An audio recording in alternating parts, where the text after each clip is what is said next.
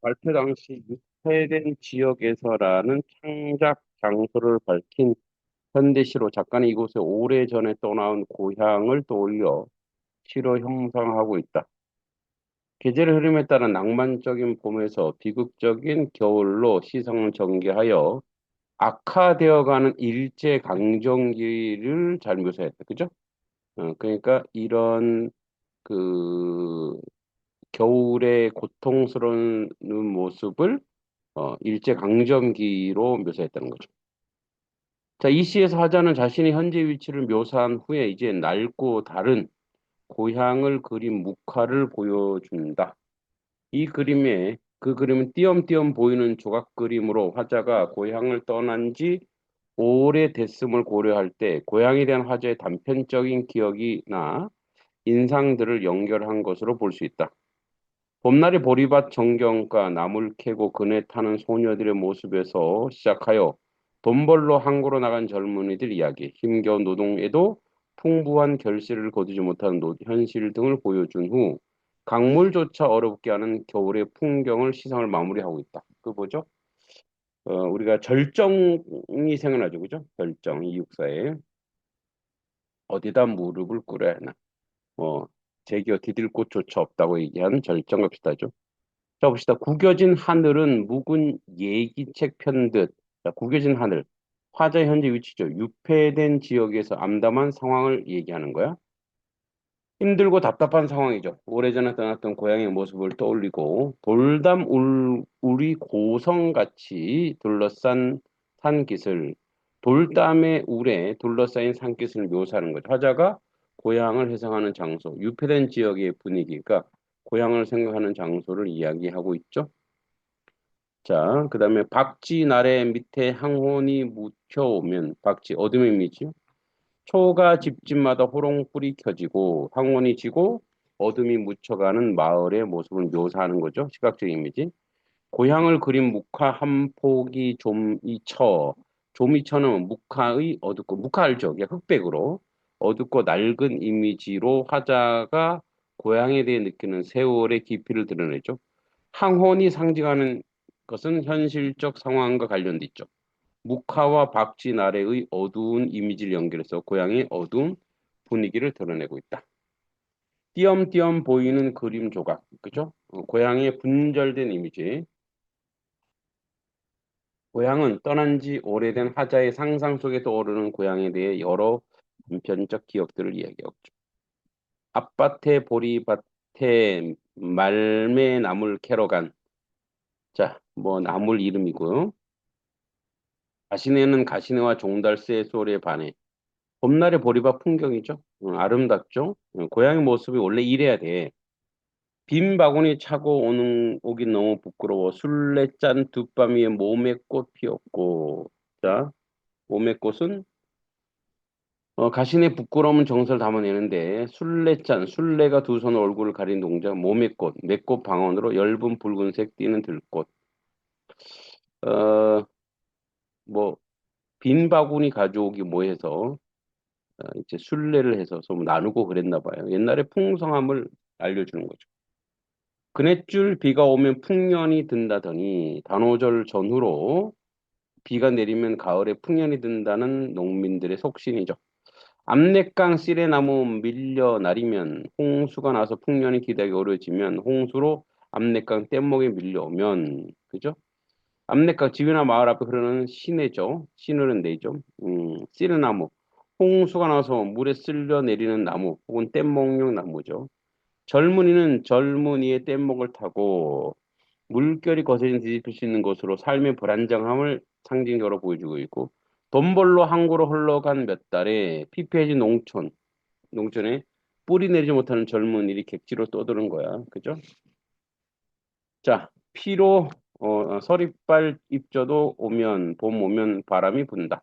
피로 가꾼 이삭이 참새로 날아가고 애써 지은 농사의 결실은 제대로 거두지 못하는 현실이고 곰처럼 어린 놈의 북극을 꿈꾸는데 풍족한 결실을 거두지 못한 상황에서 자신이 처한 현실 너머의 세계를 꿈꾸는 소년의 모습을 보여주어서 현실 세계에 넘어 북극을 꿈꾸는 소년, 곰처럼 어린 놈을 형성하고 있죠.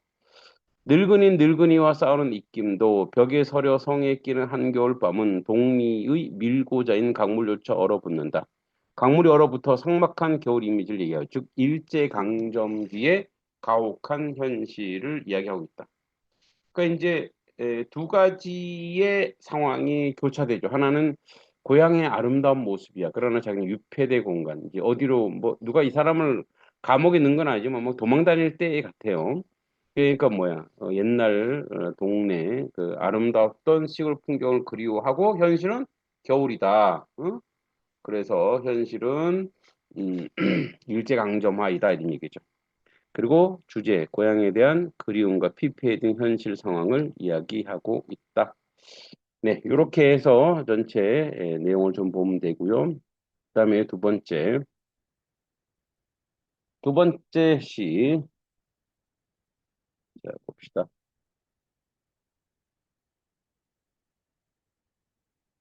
두 번째는 김간식의 거산호, 거산호는 산에 거하다, 산에 사는 것이 좋다, 투입니다.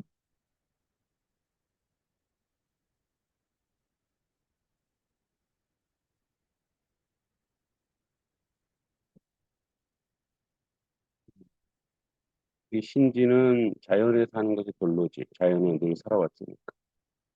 그 누구야, 서원이는 자연에 뭐지? 쟤는 쟤네 할머니도 여기 양평 분이시니까 가끔 오겠네. 그러니까 봄에 벌써 여름 같지만 이 봄에 응? 아름다운 자연이 얼마나 좋은지 대학 가서 지금 축제 기간이더라. 서울대학교도 보니까 누구야 10cm? 10cm라는 가수가 와서 아 어? 뭐야 그 축제하고 이런 모습을 페이스북에 막 뜨더라. 응. 여러분 내년 봄에 대학교 가서 그런 축제를 즐기길 바랍니다. 그래서 오늘 열심히 하자 이거야. 거산호 2, 산에 사는 것이 좋다. 오늘 북창, 산을 바라보는 매개체 열어. 장거리를 등지고 산을 향해 앉은 뜻은 사람은 맨날 변에 쌓지만 태고로부터 푸르러 온 산이 아니냐. 시각적 의미죠. 푸르러 온 인간사, 가변, 유한 대조하고 있어요.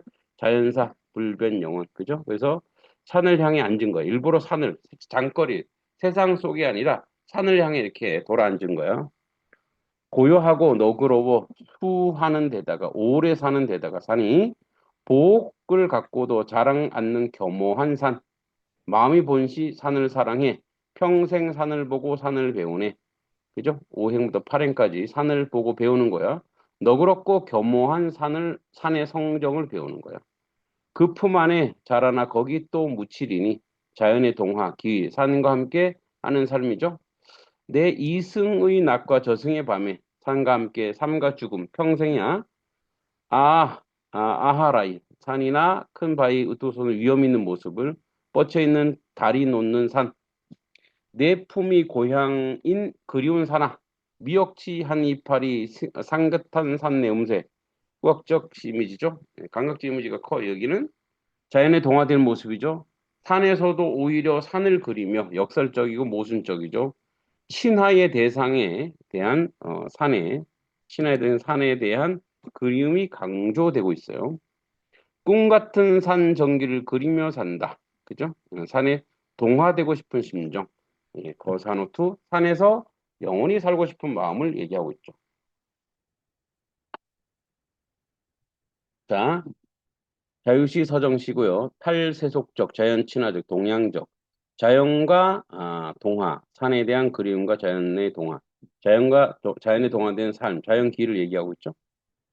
자, 그 이제 비교나죠. 앞에 있는 그 누구야?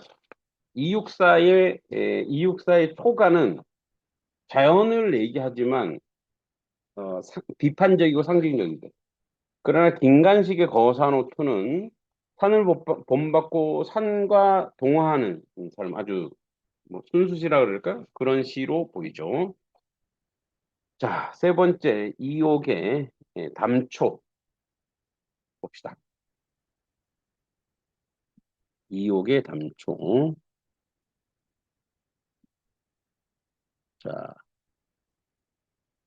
보자.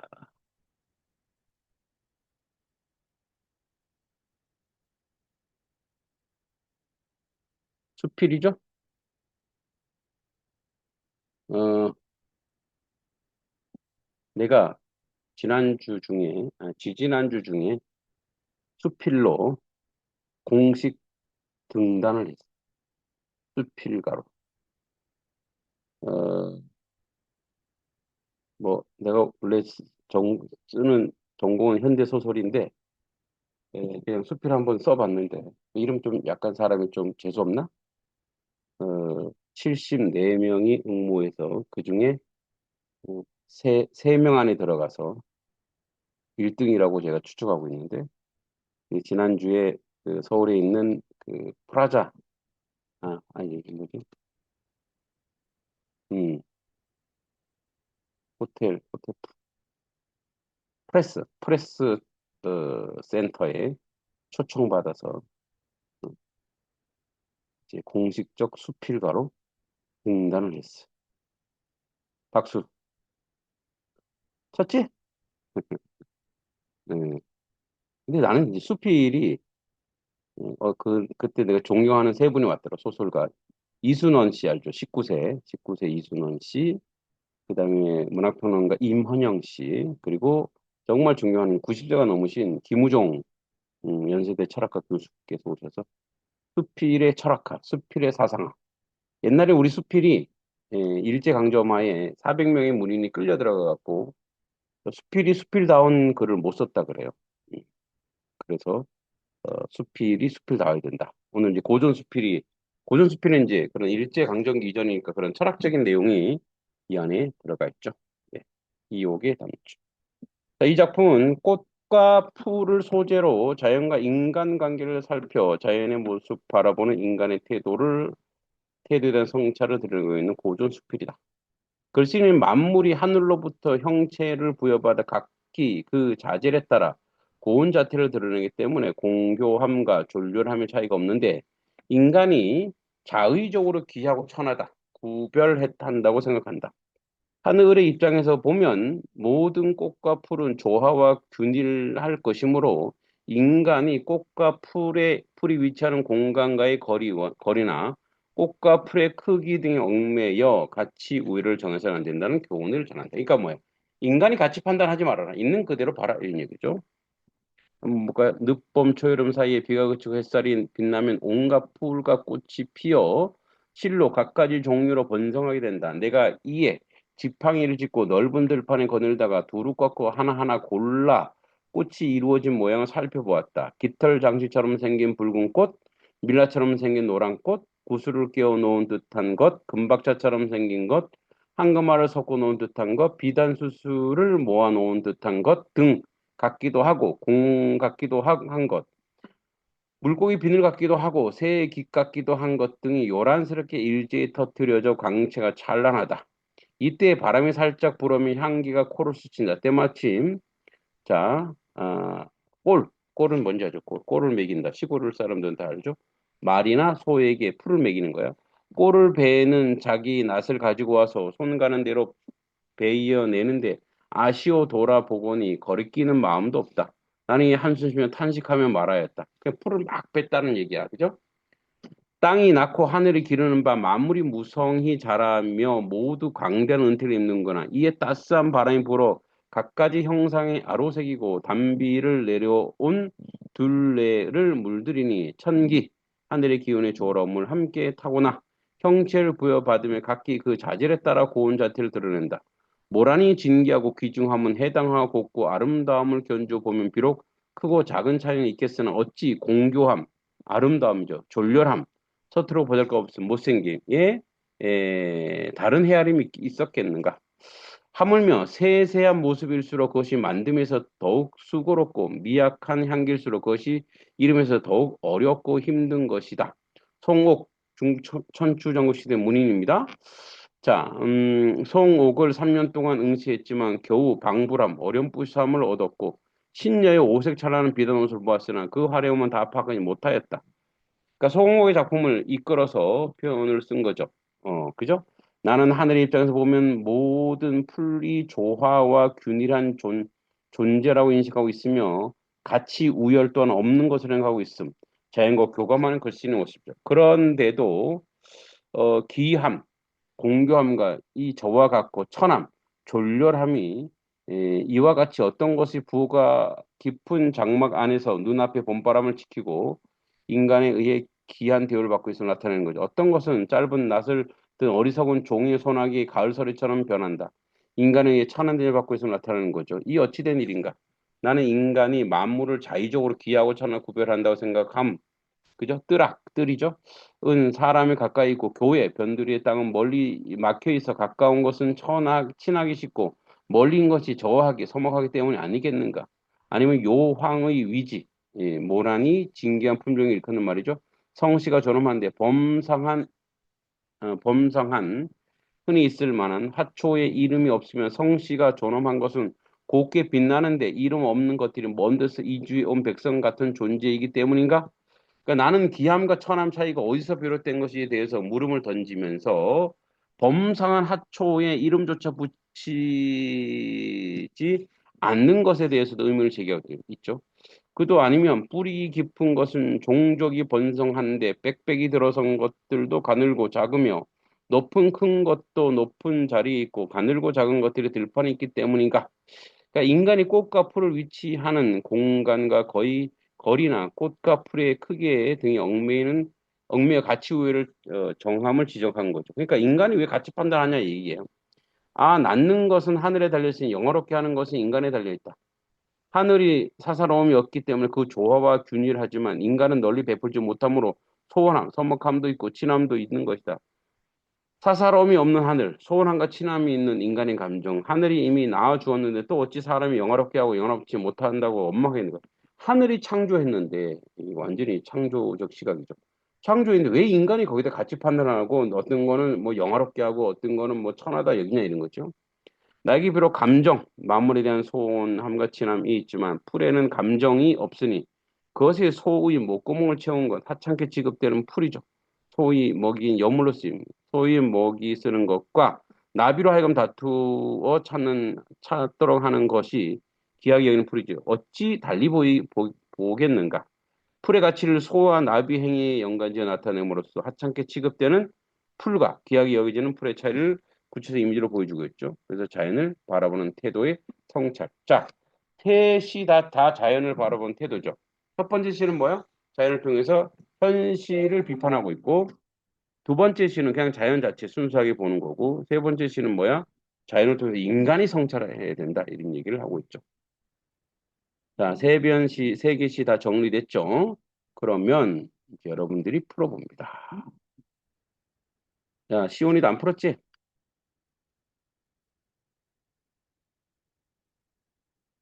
자, 오케이. 자, 18번. 18번 푸는 시간. 아, 2분. 시작. 자, 다 푼 사람은 개인적으로 문자 나한테 톡 하세요. 몇 번이라고?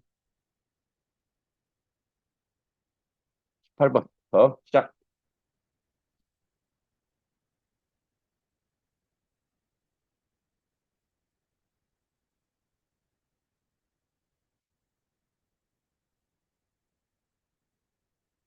내가 설명이 그대로 답이 나오네. 그죠? 해설을 내가 너무 잘했죠. 서운이 답 나왔고,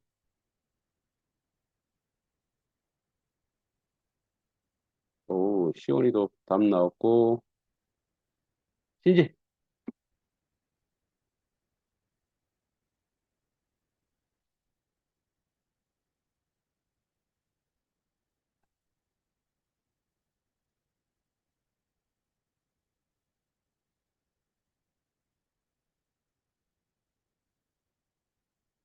신지 톡해. 있잖아.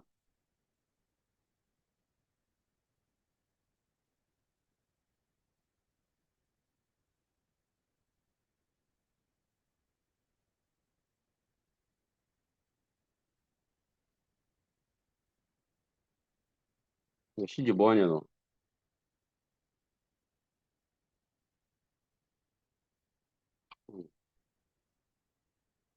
네. 정답 3번이죠? 네. 여기 나오잖아, 그죠? 자연과 인간과 살펴 자연을 바라보는 성찰적인 모습을 드러내고 있다. 아까 제가 얘기했었죠? 자, 가에서는 현실적인 문제 해결을 실마리를 저랑 공 아니죠. 이건 비판한다 그랬어요. 부정적인 사람 같은 건 앞나라에 대한 회의 아니죠. 자연을 살고 싶다 그랬죠? 다 맞고 가다에서 자연물에 쇠락하는 과정을 제시하여 인생의 무상, 인생 무상 아니고요. 가나다 모두 자연 교감을 통해 정서의 낙관적 아니죠. 가는 비판적, 나는 낙관적이죠. 자연 살고 있다. 다는 뭐야? 다는 현실에 대해서 그 현실에 대해서 뭐 한다 그랬어. 이 현실에 대해서 교훈을 얻는 거죠. 자연 함부로 평가하지 마 이런 얘기죠. 자, 19번 시작. 9번. 자, 외적 중고에 따른 감상입니다.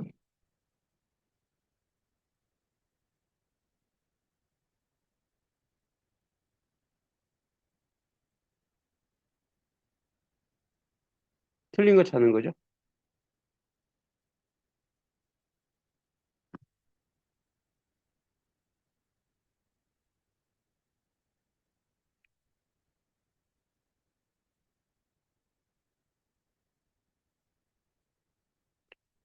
자, 신지 나왔고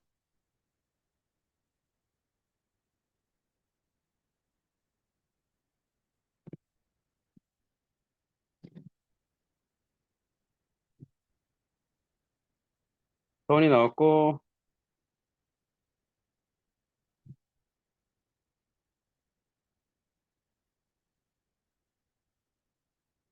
시온이 나왔고 야, 해설을 너무 잘했지. 여기 또 3번이죠? 네. 그래서 3번에 고향 사람들의 기대 압내강 정예무에서 하자의 소망을 이루는 상황은 아니죠.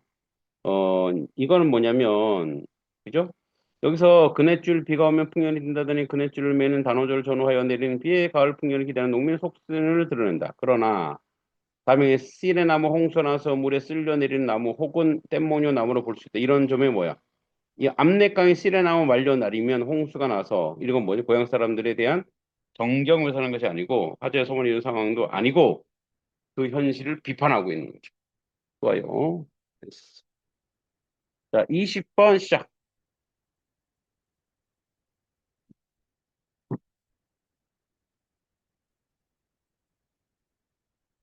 자, 20번. 오케이. 신지 나왔고,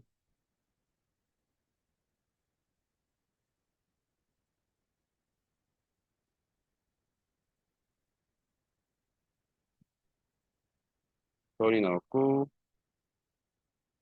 표 나왔고, 그죠? 그것도 2번 맞죠?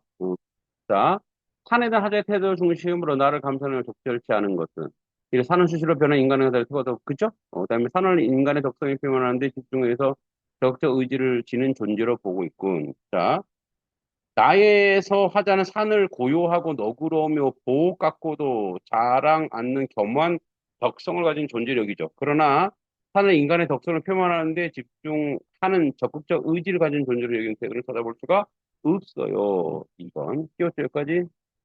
자, 21번. 자, 각각 한 점, 주제의식 파악하는 거야.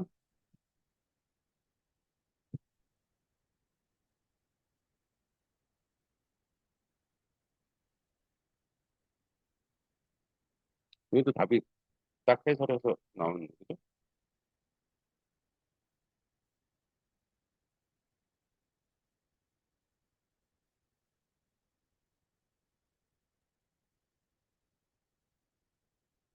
지원이 나왔고,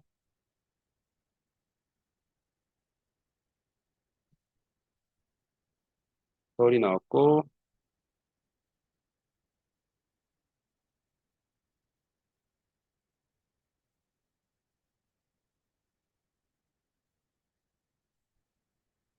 이 나왔고. 예, 맞죠? 예, 또 4번이죠. 하늘의 입장에서 보면 모든 풀을 좋아하고 그녀를 김절해서 그죠? 가치 우려. 그러니까 뭐야? 인간이 가치 판단하지 말라. 이 얘기죠. 시를 분석하면 나오죠. 자, 22번. 자, 요게 예, 작품 간의 공통적 차이점인데 오답률 53.2%인데, 예, 잘 풀어보세요. 요거 묵화와 북창을 한번 볼까? 예, 이제 잠깐 볼게. 묵화와 북창. 자, 묵화는 뭐라 했어? 묵화. 흑백 그림. 그 다음에 북창은 뭐야? 창문을 열었다는 얘기죠. 예, 요 개념 알았죠? 다시 그러면 봅시다. 묵화와 북창을 놓고, 자, 풀어보세요. 적절한 거야.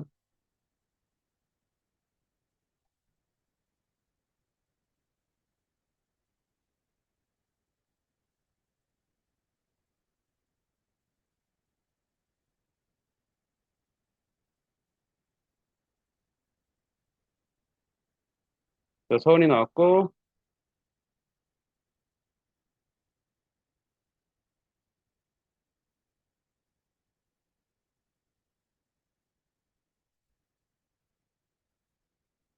자, 시올이 나왔고, 자, 신지 나왔고. 자, 그럼 봅시다. 자, 가에서 북한은 박쥐나라의 이미지 연결을 고양이 어두운 분이, 그쵸? 묵화 흑백이라 했죠. 묵화와 박쥐나라는 뭐야? 어둠의 이미지 연결돼 있죠. 묵화는 자체가 먹으로 그린 그림이 하지만 고양을 그린 묵화는 좀이 쳐 있어 어둡고 낡았다고 얘기하고 있죠. 박쥐나래 밑에 항원이 묻어오면 초가 집집마다 호롱불이 켜지고 항원이 지고 어둠이 묻혀가는 마을 모습을 그려내고 있죠. 그러면 묵화와 박쥐나래 이미지 연결 고양이 어두운 분위기를 알 수 있죠.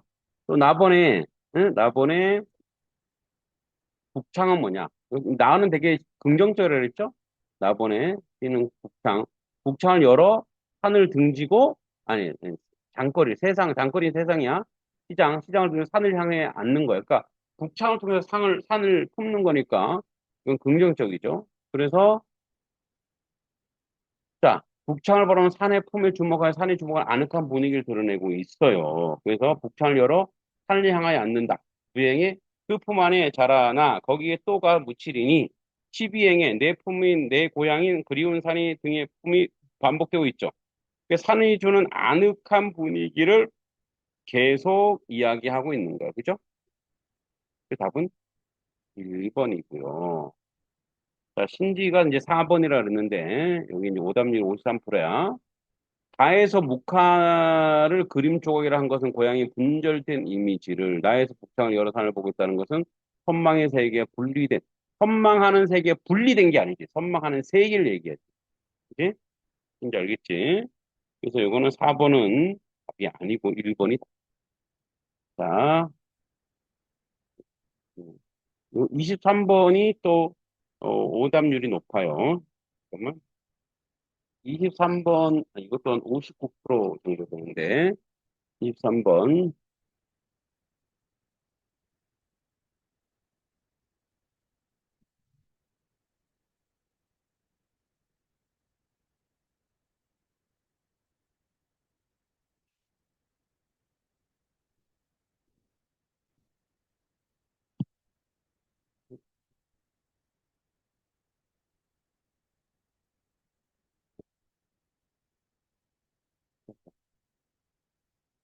자, 23번 풀어보자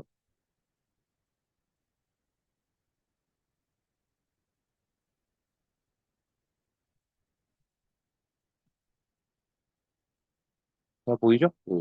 23번.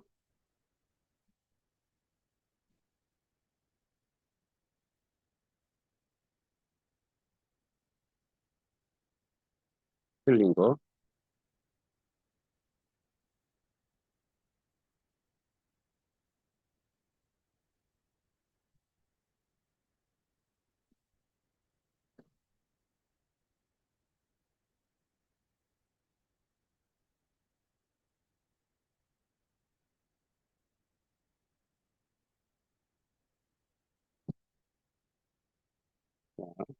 힌지했고, 다른 사람?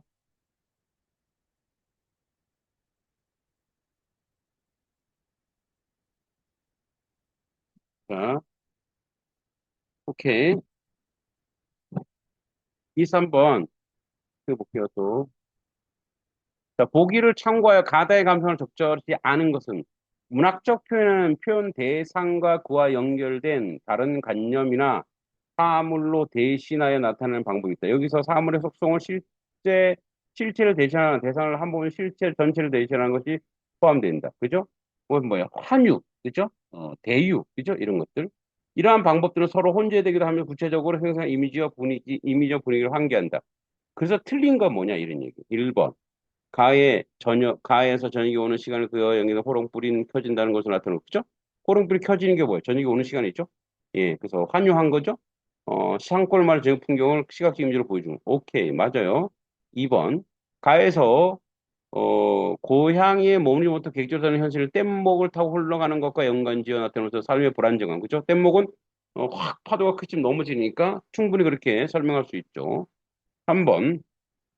나의 세속 중의 삶의 공간 전체를 이해 관계가 얽혀 있는 장거리. 장거리는 이제 장터야, 장터.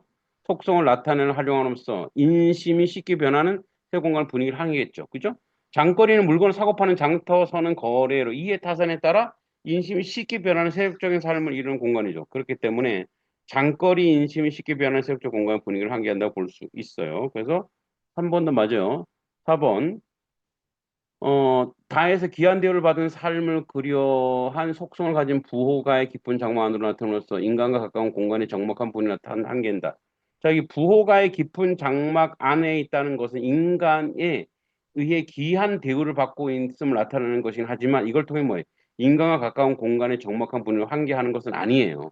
그죠? 4번이 틀렸는데, 그러니까 대우받는 인간과 가까운 공간의 적막한 분위기를 한계하는 게 아니라 이렇게 하는 것 자체가 잘못됐다는 얘기야. 인간이 그렇게 하는 것조차가. 답은 4번이야. 5번. 다해서 풀의 가치를 소와 나비의 행위와 연관지어 나타냄으로써 하찮게 취급되는 풀과 그죠? 소 꼴미기는 소 여물이 되는 풀, 또 나비와 연결돼서 조화를 아름다운 풀, 이렇게 해서 풀의 차이를 구체적 의미로 보여주는 거야. 그건 바로 뭐야? 그것은 바로 소의 목구멍을 채우는 풀을 하찮게 여겨 여물로 쓰이는 것인 반면에 나비가 찾는 풀을 귀히 여겨지는 것이 따라서 소의 목구멍을 채우는 것과 나비가 다투어 찾는 하찮게 취급되는 것은 풀을 귀히 여기거나 또 천히 여기는 것에 대한 구체적 이미지로 나타낼 수 있죠. 답은 4번입니다. 5번도 맞아요. 자, 근데 여러분 이 쉬웠죠. 여러분 막 풀어가는데 이제 대체로 다 거의 맞았는데 왜 쉽냐? 이거 해설해 줬으니까. 그럼 여러분 실력이 안 늘어요. 미리 풀어와야 돼. 풀어오고 아 내가 이해를 못했구나. 내가 분석이 안 됐구나. 이렇게 하는 거죠. 그럼 여기까지 하고 화요일 날 문학을 하고 목요일 날 비문학을 할게요. 화요일 날 요거 내가 오늘 풀어오라는 거 있죠? 어, 요거 내가 올려줬으니까 11페이지부터